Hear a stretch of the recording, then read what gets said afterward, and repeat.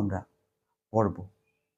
আজকের সুসমাচার হলো যোহন লিখিত সুসমাচার, অধ্যায় 14, পদ 1 থেকে 6। তাহলে আসুন আমরা আমাদের আজকের এই যোহন লিখিত সুসমাচার আমাদের পবিত্র বাইবেল থেকে পড়ি। তোমাদের হৃদয় যেন উদ্বিগ্ন না হয়, ঈশ্বরকে বিশ্বাস করো, আমাকেও বিশ্বাস করো। আমার পিতার গৃহে বহু কক্ষ আছে, যদি না থাকতো আমি তোমাদের বলতাম। তোমাদের জন্য আমি সেখানে স্থান প্রস্তুত করতে যাচ্ছি।